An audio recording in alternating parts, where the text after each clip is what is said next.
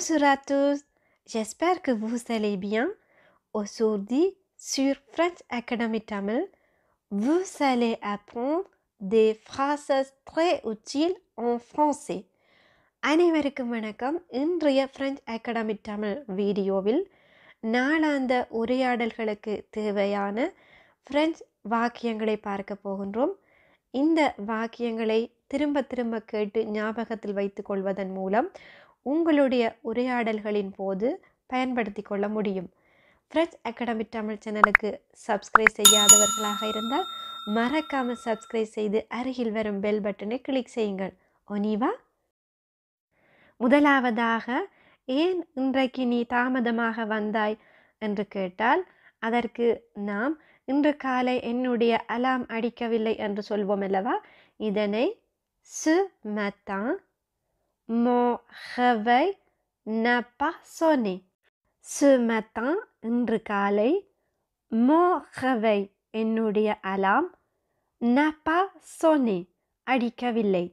Ce matin, mon réveil n'a pas sonné. இரண்டாவதாக, என்னை பார்த்து கேலி செய்யாதே என்று சொல்வோம் அல்லவா? இதனை ne te moque pas de moi. moquer என்றால் கேலி செய்தல். ne te moque pas de moi. மூன்றாவதாக, சீக்கிரம் வா, ட்ரெயின் போகிறது என்று சொல்வதற்கு vite, le train va partir. vite, le train va partir. நான்காவதாக, குழந்தைகளை பார்த்து ஏன் அழுகிறாய் என்று கேட்பதற்கு pourquoi pleures-tu? pourquoi pleures-tu? pleurer என்ற வினைச்சொல் நீ, அதாவது tu என்ற எழுவாயோடு வரும் பொழுது pleures-tu என்று வரும். ஐந்தாவதாக, நாளை மழை பெய்யும் என்று கூறுவதற்கு demain il pleuvra. demain il pleuvra. pleuvoir என்ற வினைச்சொல் எதிர்காலத்தில் வரும் பொழுது il pleuvra என்று வரும். இங்கு காலநிலையை குறிப்பிடும் பொழுது இந்த வினைச்சொல் எப்பொழுதும் il என்ற எழுவாயோடு மட்டும்தான் பாவிக்கப்படும். ஆறாவதாக, மிக விரைவாக ஓடாதே, நீ விழப்போகிறாய் என்று கூறுவதற்கு ne cours pas si vite.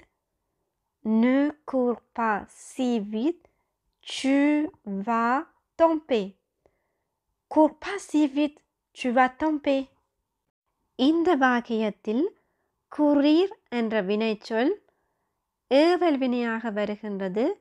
அதுவும் நீ என்ற எழுவாயோடு வரும் பொழுது cours pas என்று வரும். ஏழாவதாக, உடுப்பு கடைக்கு செல்லும் பொழுது அங்கு இந்த சட்டை உனக்கு பிடித்திருக்கிறதா என்று கேட்கும் பொழுது எனக்கு இது மிகவும் பிடிக்கவில்லை என்று சொல்வதற்கு Elle ne me plaît pas beaucoup. இங்கு சட்டை ஒரு பெண்பால், அதாவது la robe பெண்பாலாக இருப்பதனால் Elle என்று பாவிக்கின்றோம். Elle ne me plaît pas beaucoup. Elle me plaît pas beaucoup. இங்கு plaire என்ற வினைச்சொல் elle என்ற எழுவாயோடு நிகழ்காலத்தில் வரும் பொழுது elle play என்று வருகிறது. எட்டாவதாக, நாளை எனக்கு வங்கியில் அப்பாயின்மெண்ட் இருக்கிறது என்று கூறுவதற்கு j'ai rendez-vous à la banque demain. j'ai rendez-vous à la banque demain. ஒன்பதாவதாக, நான் பிரெஞ்சில் நிறைய பிழைகள் விடுகிறேன் என்று கூறுவதற்கு je fais beaucoup de fautes de français. je fais beaucoup de fautes de français. je fais beaucoup de fautes de français. பத்தாவதாக, ஒரு விழாவிற்கு உங்களுடைய நண்பர்களை இன்வைட் பண்ணும் பொழுது நான் 22ஆம் தேதி சனிக்கிழமை ஒரு ஃபெட் செய்ய போகிறேன், விழா செய்ய போகிறேன். நீ வருகிறாயா அல்லது உன்னால் வர முடியுமா என்று கேட்பதற்கு Je veux faire une fête le samedi 22. Tu peux venir? Je veux faire une fête le samedi 22. Tu peux venir? 11வதாக உன்னை பார்த்தால் அவன் மிகவும் சந்தோஷமாக இருப்பான் என்று கூறுவதற்கு Il sera très content de te voir. Il sera très content de te voir. 12வதாக அவளுக்கு மிருகங்கள் என்றால் நன்றாக பிடிக்கும் என்று கூறுவதற்கு Elle adore les animaux. Elle adore les animaux. Elle adore les animaux. 13வதாக பார்க்கிங் இருக்கின்றதா என்று கேட்பதற்கு Il y a un parking. Il y a un parking. 14வதாக நீ அங்கே இருப்பாய் என்று நான் நம்புகிறேன். இதனை J'espère que tu seras là. J'espère que tu seras là. J'espère que tu seras là. 15வதாக நீ விரைவில் வீடு திரும்ப முடியாதா என்று கேட்பதற்கு Tu ne peux pas rentrer plus tôt. Tu ne peux pas rentrer plus tôt. Tu peux pas rentrer plus tôt.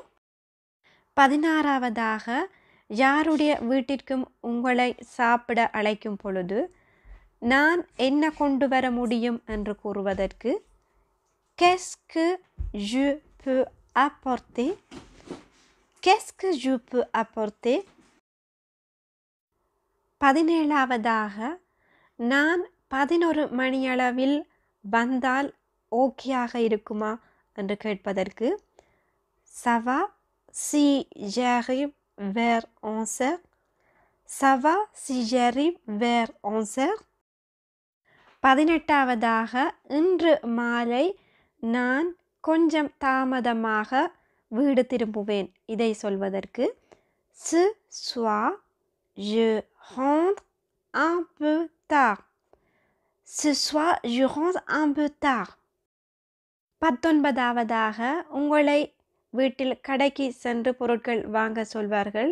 அப்பொழுது என்ன வாங்க வேண்டும் என்று கேட்பதற்கு Qu'est-ce qu'il faut acheter? Qu'est-ce qu'il faut acheter?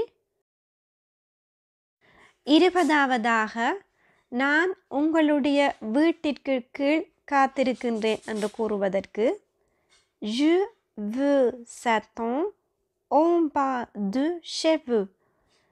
Je vous attends en bas de chez vous. Je vous attends en bas de chez vous. Okay friends, இந்த வாக்கியங்களை திரும்ப திரும்ப கேட்டு ஞாபகத்தில் வைத்துக்கொண்டு உங்களுடைய உரையாடல்களின் போது பயன்படுத்திக் கொள்வீர்கள் என்று நினைக்கின்றேன்.